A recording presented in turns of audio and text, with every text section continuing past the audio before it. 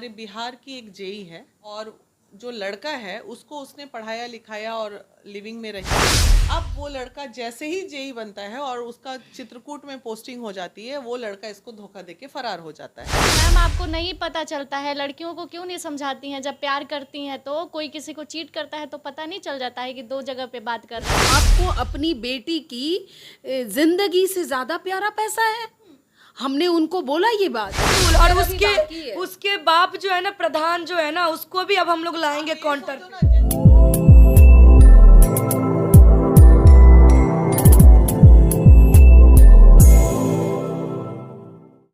देखिए, एक मामला सोशल मीडिया पर बहुत चला था जिसमें आप लोग कह रहे थे कि ये काराकाट से कब आगरा पहुंच गई भाई और कब केस सॉल्व करने में लग गई, कि शादी ही रुकवा दी। तो हम तो उस समय पहुंच नहीं पाए थे, लेकिन आज ये हमसे मिल गई तो हम सोचे कि चलिए इस मुद्दे पर बात ही कर लेते हैं कि आखिर वो मुद्दा था क्या। ये काराकाट से कब आगरा चली गई और शादी भी रुकवा दी, क्या पूरा मामला था मैम? बेसिकली मामला ये था कि हमारे बिहार की एक जेई है, जूनियर इंजीनियर, जो कि गवर्नमेंट डिपार्टमेंट में पोस्टेड है बिहार में।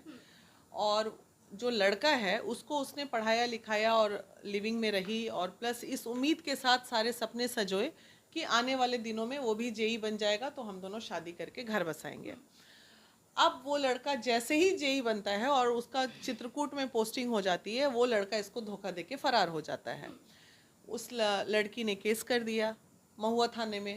केस होने के बाद जो है 376 का मामला लगा। 376 का मामला लगा, बाबू साहेब जेल चले गए। फिर इसको मोहब्बत में अंधी लड़की, इसको तो आ गया दया, और ये जज के सामने बोली जब इसके लड़के वाले सब हाथ पैर जोड़े। और लड़का इतना शातिर था, वो ऑलरेडी इससे मोहब्बत करते करते वहाँ एंगेजमेंट कर चुका था, उसको पता भी नहीं था यहाँ। अच्छा, प्यार के जाल में फंसा के। और उसके बाद जो लड़की जिससे प्रधान की बेटी से जिससे शादी होने वाली थी, प्रधान की बेटी से, वो प्रधान आते हैं महुआ आके पूरा जज वज हेन तेन करके लाखों खर्च करके मैनेज करते हैं। और ये लड़की कोर्ट में गवाही दे देती है कि हाँ, इन्होंने कहा है जेल से निकलते ये मुझसे शादी करेंगे।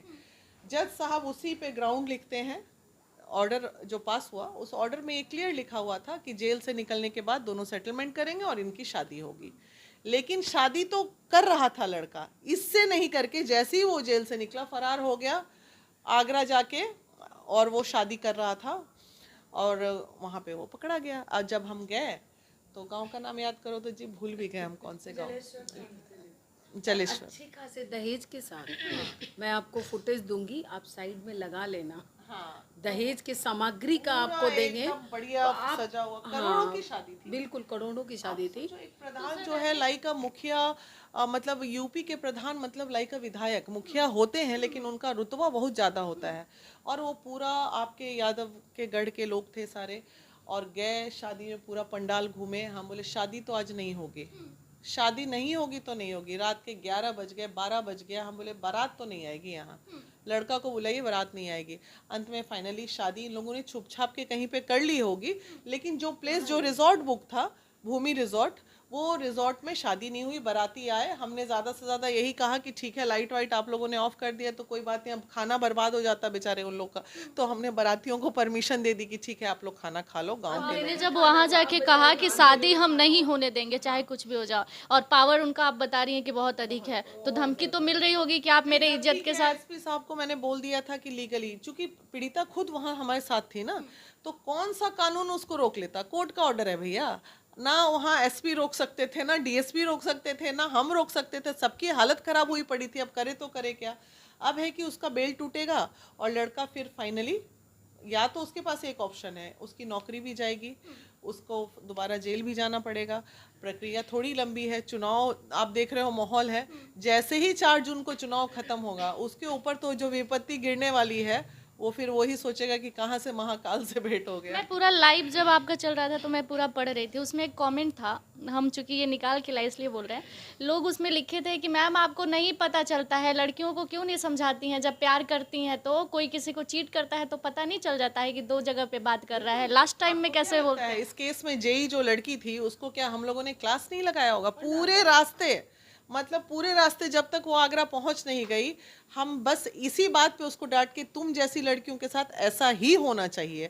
तुमको किसने बोला था 100% अपनी जीवन को दाव पे लगाने के लिए एक लड़के के मोहब्बत में? तो वो तो हमारा काउंसलिंग का पार्ट होता है, वो तो हम डांटते ही हैं, लेकिन अब करे तो करे क्या? वो सब ऑफ कैमरा होता है। दोनों मैच्योर्ड थे, दोनों जॉब वाले थे, गवर्नमेंट जॉब वाले थे। तो अब तो कानून ने इतना बढ़िया प्रावधान बना दिया, कभी तो लगता है ये प्रावधान ही गलत दिया कानून ने। ओयो रूम्स चालू कर दिया चारों तरफ कि 18 साल के ऊपर का कोई भी बच्चा अपने स्वेच्छा से कहीं पे भी ओयो रूम बुक कर सकता है। तो भाई ये हमारा संविधान भी तो गलत बना दिया। पहले डर था, आप याद कीजिए हम लोगों के ज़माने में हिम्मत थी, ना मोबाइल था ना कुछ था, लड़का देख लिया उतने में हाथ पैर थर थर कांपता था कि मम्मी पापा से पिटाएंगे। अब किसी को डर है इस चीज़ का? अब तो सीधे बोलता है ठीक है उस देश जाओ ओयो रूम, सारा होटल पैक।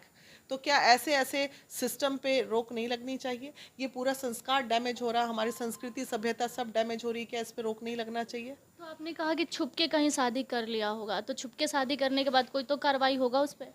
देखिए, छुप के शादी हम लोग यथासंभव कोशिश किए कि वहाँ ना आए और शादी ना हो, लेकिन इतने शातिर हैं वो प्रधान, मैं आपको काफ़ी सारे फुटेज दूंगी, और किस रूप में वो बात कर रहे हैं कि उनको पता है कि लड़की लड़के के साथ रह रही है। क्योंकि मैंने हिडन कैमरा ऑन किया हुआ था, वो जो हमारे साथ बात कर रहे हैं मैंने अभी तक किसी को नहीं दिया, मैं आपको ज़रूर दूंगी।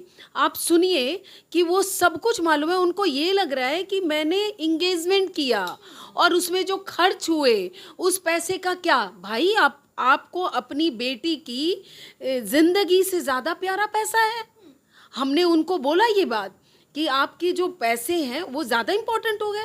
आपकी बेटी ऐसे जगह जा रही है जो लड़का इमोशनली आपकी बेटी से अटैच नहीं है, वो यहाँ भी दिमाग लगा रहा है क्योंकि वो दहेज देख रहा है।